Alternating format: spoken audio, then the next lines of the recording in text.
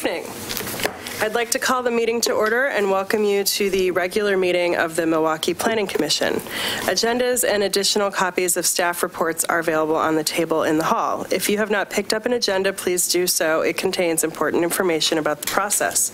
If you wish to be included in the mailing list for a decision, please add your name and contact information to the sign-up list located on the table in the hallway. If you wish to testify, please fill out a yellow comment card. We will follow the basic format listed on the back of the agenda. It includes all of the hearing procedure steps. We may vary from the process based on the specific circumstances of each hearing. Next on the agenda is the approval of minutes, but we don't have any minutes to approve. So we will skip that and go into the next item, informational items. Are there informational items from staff? I would just add that, or note that the Comprehensive Plan Community Town Hall event is next Wednesday, April 4th at the Waldorf School, starting at 6 o'clock. There's more information on the city's website, but we encourage folks to attend. We do ask for an RSVP, just so that we have a sense of, for planning purposes, for refreshments and childcare will be available. So if anyone needs that, we're happy to accommodate that as well, and translation services are also available. So please come and participate in the comp plan.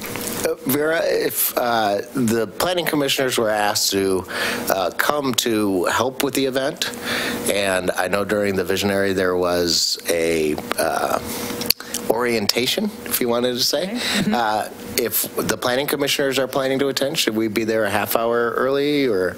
It's a good question, 15? And I'll have David Levitan follow up with you folks about that. I don't know the answer. Okay, because I've made that request to Mr. Levitan myself, and he hasn't given me an answer back, but I'll ask him. He said, because I RSVP'd and asked the question at the same time. Okay, so. All right. I will find out. Thank you. Mm-hmm. Audience participation. This is an opportunity to comment on items not on tonight's agenda. If you wish to comment on an item that is on the agenda, there will be time for comments after the presentation. Does anyone wish to comment on an item that is not on tonight's agenda? Full house. No one in the room. Okay. The next item on the agenda is a public hearing on the Scott Park Master Plan removal from the Comprehensive Plan.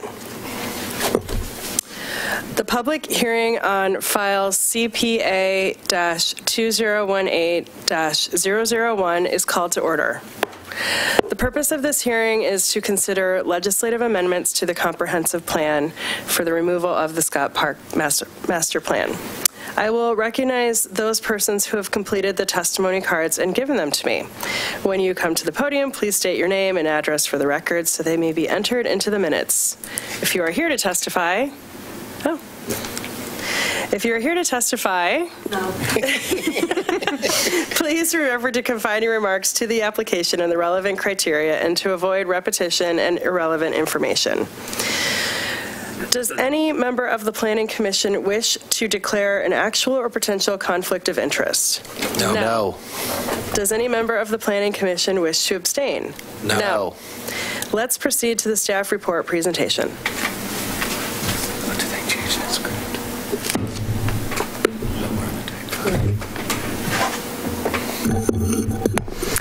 Good evening, Vera Colles, planner here with the city to present the comprehensive plan amendment. The Scott Park Letting Library site is located in the downtown, just north of City Hall. It's on a 2.3 acre site. You can see it here outlined in blue. We can probably just point to it from here as well. In 1990, the city embarked on a process to create a master plan for Scott Park. The goal of the proposed improvements was to address the issues of poor visibility and unsafe pedestrian and vehicular access by enhancing some of the site's natural resources and improving that access for both pedestrians and vehicles onto the site, and also to improve the site's identity. In November 1990, the City Council adopted the master plan, and the plan itself was included as an attachment to your staff report. The master plan includes very detailed construction cost estimates, which are certainly out of date, if nothing else, on this plan. Proposed phasing of improvements, and it was included and adopted as an ancillary document to the comprehensive plan. A number of key improvements were called for in that master plan. And those include a landscape terrace, viewing platform, and picnic tables, to name a few. None of those improvements have been completed or implemented, and some site improvements, in fact, have been made that do not meet the master plan. For example, the installation of a pergola and a war memorial recently in November, and there are also some benches in the northern portion of the park. So some things have been happening in the park that have also not been, that were not included in the master plan. Further, the adopted plan, and sort of most importantly, I think, the adopted plan did not anticipate any changes or any improvements at all to the Leading Library structure itself, which is the primary reason for this plan amendment. In May 2016, the citizens of Milwaukee passed a bond to fund improvements and expand the Leading Library. After 2 citywide community meetings seeking feedback on different elements on the library design, the council directed staff to move forward with a 20,000 square foot, 1-story library on the site of the existing library. And that project will be coming before the Planning Commission in a couple of weeks on April 10th as a community service use application. And what you can see here on the slide is as an example is the pergola and that war memorial that were included in the plan, or that were not included in the master plan. And on the right is a site plan of the proposed Leading Library project. We've identified a couple of key issues for your deliberation as you think about the recommendation to go to City Council. And the main key issue is, would removal of the master plan negatively impact Scott Park? Again, the library project conflicts with some of the specific elements of the master plan, but not the actual goals of the plan. So there were 3 phases that were outlined in the master plan, and the goal of the first phase was to, again, improve pedestrian vehicular access, improve visibility of the park and the library facility, and to provide formal viewing opportunities along the edge of Spring Creek. The proposed elements for the library project that have been included as part of that improvement project include some very key civic design elements that address this goal. There's a gateway colonnade and a direct path to the main library entry. The building addresses the street corner at Harrison Street and 21st Avenue, certainly much better than the current library does, which is set quite far back from the street. Views into the library and through the library out to Spring Creek have been accommodated, and you'll be hearing a lot of this in a couple of weeks at that public hearing. Although Scott Park and the amphitheater itself are occasionally well attended during programmed events, the park is pretty hidden from the public, and if you don't know it's there, you probably don't know it's there. But the way the library is being designed, it's really intended to really amplify that visitation to the park and really draw visitors to the park the way it's laid out. And the proposed design includes a partial bark mulch walking path along a portion of Spring Creek to sort of get folks to the creek. So a lot of the key elements of this phase 1 goal are being accommodated within the library project. So we don't think that it's being negatively impacted in that respect. Phase 2 and 3, the goals talk about enhancing the role of Scott Park as a natural resource habitat area, and it talks about replacing and relocating and restoring existing park improvements. The proposed plans for the library call for stormwater gardens, both for stormwater treatment and for creating some natural habitat areas. And there is a full natural resources report that was completed as part of this project, and there are some additional documentation that will be included in your packet with the staff report for that hearing. But plantings of native trees, shrubs, herbaceous ground covers, any impacts to the natural areas are being mitigated and accounted for within that project, and any invasive species like English ivy and yellow iris are going to be taken out as part of that whole mitigation, so improvements are being made to that natural resource habitat as well through that project. The project right now does not include the restoration of the amphitheater or anything like that, but the new building does, again, directly connect the public and library patrons to the park. The Milwaukee Urban Renewal Plan includes a line item that talks about making improvements to Scott Park, and NCPRD, North Clackamas Parks and Recreation District, have within their capital improvements plan a line item for a new Scott Park master plan and to make improvements there. So the park is not being forgotten at all. And one other key issue that we identified because of the Metro Urban Growth Management Functional Plan, we do need to talk about the consistency of this amendment particularly with Title III, which talks about nature in neighborhoods. And again, we believe that although the site is in a designated habitat conservation area and there is water quality resource area on the site as well, removing the master plan from the comp plan does not have any effect on that. What we're trying to do is take an outdated master plan out of the comp plan so that we can do a couple of things. One is to, in the future, update that master plan and to make more improvements or better improvements to the park, but also to not hold off or to slow down the library project as well, which the citizens of Milwaukee, of course, did pass the bond to want to be able to build that. So we're trying to do two things at the same time. But the consistency with Title 13, I think, is pretty clear in the natural resources section of the proposal, and the extensive new plantings and the mitigation that we'll be making as part of that library project, again, which we'll be hearing about in a couple of weeks. But again, the amendment is to remove an outdated master plan from the comprehensive plan so that we can make some better improvements moving forward and move forward with this library project. We have not received any comments on this application. The Planning Commission has a couple of options. As a Type 5 legislative amendment, the City Council is the final decision maker on this amendment. So the decision for the Commission tonight is to make a recommendation to City Council. You can make a recommendation subject to the recommended findings that we've included in the staff report. You could modify those findings. You could deny the applicant or recommend denial of the application, or you could continue the hearing to a date certain if needed. But the staff recommendation is to forward a recommendation to City Council to move ahead with this comprehensive plan amendment so we can move forward with the library project and continue on future improvements to Scott Park as well. Happy to answer any questions. Any clarifying questions?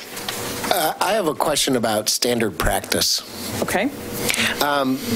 So if there was a master plan for any other park sitting on the books that was being ignored and that NCPRD was going to write a new one, would you wipe out that old master plan first, or would you just replace it with the new master plan? So similarly, if I may, when we've been going through the North Milwaukee Industrial Area planning process. So the Tacoma Station Area Plan is an ancillary document to the comprehensive plan, and now we've created this new plan, this NMIA plan. So what the ordinance would do is it would repeal the Tacoma Station Area Plan and replacing it with the NMIA plan. So similarly with this is what we would be doing. If they were happening kind of at the same time, you would repeal the old plan and adopt the new plan into the comprehensive plan, if that's what was being proposed. So I guess what I worry about is that I realize that we could take NCPRD at face value and say, oh, well, they're going to get a master plan in there. But if there is no master plan, does that technically make it so that you can't make any improvements on the park until there's a master plan? No, it does not. I mean, improvements have been made to the park already with a master plan in place. Right, but I'm asking the technical question because, right, you're supposed to go off of whatever the master plan is. So can you make any improvements to the park if there's no master plan? If there is not a master plan, then you would not be in conflict with the document. So it doesn't matter either way? So I don't believe that there would be any issue with making improvements to the plan. We'd likely go through a public process if there were something significant that were going to be happening to the park itself. City Council would likely be the person. Is it within our purview to ask that a master plan be done 2 years after the library is completed construction? I don't think I think I would more be concerned with the time frame of attaching a time frame like that of only 2 years. I think that's something that we could certainly talk about. The urban renewal plan also has a line item to make improvements to Scott Park as part of, and that's sort of future down the road. But I think including commentary or discussion about a master plan for Scott Park as part of as part of this project, I think we could probably suggest something like that. I'm not sure if a condition of approval on a On a comprehensive plan amendment, I'm trying to think about how we It's might it's do probably not on a type 5. I don't know if you Right. necessarily can do it. I guess my question is that I'm concerned that there might not ever be a master plan ever put there again, and then you could even debate that a master plan got removed, and if another one doesn't get put there, then is it technically actually a park? Well, it is a park. It's a city-owned Or an park. opening. The city owns the property. It's a city-owned park. It's identified as parkland in the comprehensive plan. It's mapped as publicly owned as parkland.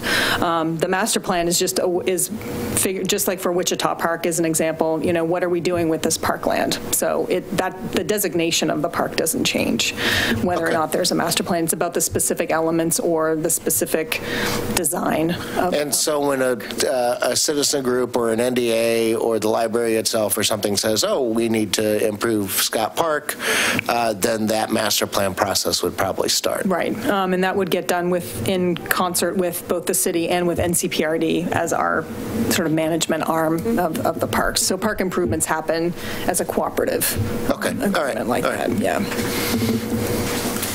The existing plan predates the North Clackamas Parks and Recreation. Yes, I believe it does, yeah. So they have a few things they'd like to have tweaked in that as well, just because they're taking care of it as well, but yeah. So technically, so the improvements that were made to the park that were not in line with the master plan were technically in violation of the comprehensive plan? Technically. Okay. Yes, but I mean, yeah, we don't do anything about that. I mean, it's sort of just that I'm following all of this. Well, and that's the thing with having the master plans that are so out of date, and then things are so you're like in violation of your comprehensive plan by putting up a pergola. Right. So for things this specific, they probably ought not to be in the comprehensive plan. First place. Right. Yeah. And part of the comprehensive plan process that we're going in right now, one of the recommendations or things that we've been talking about is taking these really specific kind of construction design plans out of the comprehensive plan. It doesn't mean that it doesn't make them any less important or that they're not going to be followed. It just makes the process, it puts it where it really ought to be as more of a kind of a facilities type of design plan as opposed to a legislative situation. Yeah, and the construction documents become out of date so quickly that it just, so you're constantly in violation of your comprehensive plan by a tweak. Too. Yeah. Right.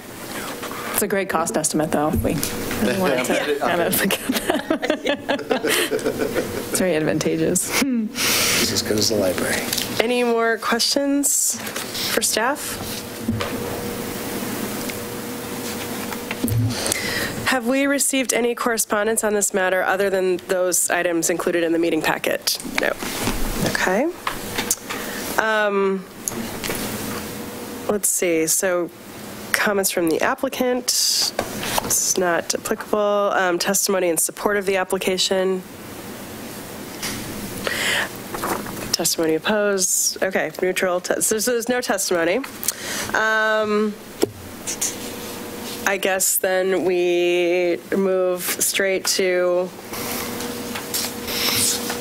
closure of the hearing. Okay, all right. So that's pretty simple. All right, the public testimony portion of this hearing on file, lost my agenda, CPA-2018-001 is now closed. Discussion. Is the commission ready for discussion? Yes. Does anybody have any comments to discuss? Not really. I mean, I'm inclined to approve. Again, as my question, kind of probably foreshadowed. This whole plan, this degree of specificity for park planning, occurred before the city chose to delegate its parks management to a separate entity. So it just makes perfect sense to me, to remove this, what amounts to a hindrance to the park being planned by the entity that manages it. So I'm inclined to approve. I like where Greg was going with making, sending a recommendation to City Council, perhaps, that there be, that they kind of follow through and make sure that a master planning process, is a priority, is a stated priority for this park. Its central location, being immediately adjacent to the library that's being reconstructed. Just all of it. It deserves to be. It deserves the attention, and it deserves to be, made available, to the public. And so I'd be really, I'd be happy to forward a recommendation that included encouraging City Council to. I don't know how we want to structure the language necessarily. I agree. Maybe a 2-year timeline is a little tight, but I think that we do need to make sure that it's a stated priority that a master planning process in conjunction with NCPRD does occur for this park. Okay. Good recommendation. Anything else?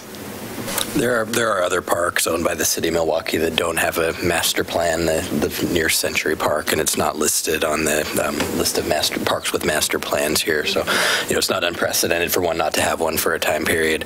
I'm not concerned that Scott Park's going to get ignored. It's already funded that there be a master plan, so it seems a little bit superfluous to worry about crafting the language on the finding. I'm not opposed to doing it, but I just don't think it's needed. No one's going to forget Scott Park. That's why I like Commissioner Edge's point that we don't craft it in language, but we make a recommendation. So we just outside of our basically outside of the approval, and then you make a recommendation that I don't know what a reasonable time frame is. I'd much rather wait until after the library is constructed before anybody ever starts doing a master plan. Things can change. The footprint could get smaller. It could get bigger. There might be a concrete slurry where somebody puts in a grassy knoll. I'd like to see it at least after the building is constructed. I don't know what reasonable time is. I guess the statement of reasonable time is good enough, I guess. But technically, how does that get worked into our recommendation? Well, I think through the chair that the commission could make a recommendation on the amendment itself, and then also make a second recommendation to City Council to prioritize a master plan process for Scott Park as part of this whole and you could do those as two separate recommendations to council as kind of going together at this. Okay. Sure. That sound good? Yeah, I concur with that. Okay. All right. I will entertain a motion. I'd like to entertain a motion to pass file CPA 2018-001 as written to open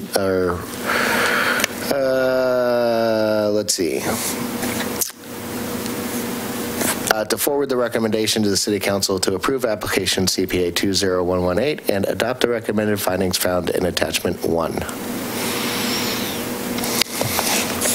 Could you correct the application number, please? CPA 2018-001. Thank you. Okay. All those in favor? Aye. Opposed? Okay. Motion passes. You want to make the recommendation? Oh, sure. So I'd like to make a motion that we send a recommendation to City Council to, within a reasonable time frame following the opening of the library, that they pursue an agreement with NCPRD to cooperatively and create a master plan process for Scott Park. Okay. I'll second that. Seconded. Okay. All those in favor? Aye. Opposed? Okay. Motion carries. Great. This decision is a recommendation to the City Council, which will make the final decision after a public hearing. Please see planning staff for details concerning the City Council hearing date and process. All right. That must have been the easiest one we've had in the last year and a half. He may All right. Work session items. There are no work session No work items on session the items. agenda tonight. Nope. Planning Department, other business updates. Nope. The information items regarding the town hall event is just something that we encourage everyone to participate in if they can. Okay. Planning Commission committee updates and discussion items. I have a couple. One, I would like to remind everybody here, they should have gotten an invitation to the dinner on Thursday, March 29th. I don't know if it is too late to be able to send in an RSVP, but it's a great time. It's at Bob's Red Mill. It's really good food, and it's a good time to share some laughs with your fellow volunteers. The other thing I'd like to bring up, and Vera, if you could pass on to the planning staff about this, is that I don't know if it's because I'm an environmentalist or because I'm cheap, but the city spends somewhere between $3 to $10 to send us out these packages. When all of it can not have to be printed out on paper, I'm assuming even the applicants probably provide you a PDF file, and then you guys may end up printing it out, put it in your own books, and then sending it to us. I don't know how that really works, but it seems like a huge waste of not only resources and time of the planning staff, but resources and time of the post office. It makes my post office guy mad because I don't check my mail every day, so he's constantly stuffing stuff in. And two, the electronic version of it is just nowadays so much easier to thumb through anyways than it is to go through all the paper.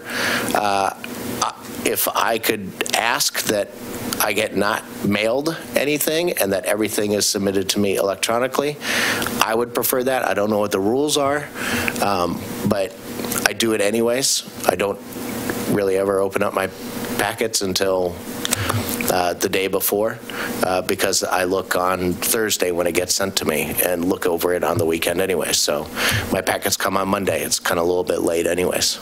I appreciate all the time and effort that goes into it, but just saying. So we did talk about this at the last meeting, and but the question is, are you able to call up the documents on a tablet in the meeting?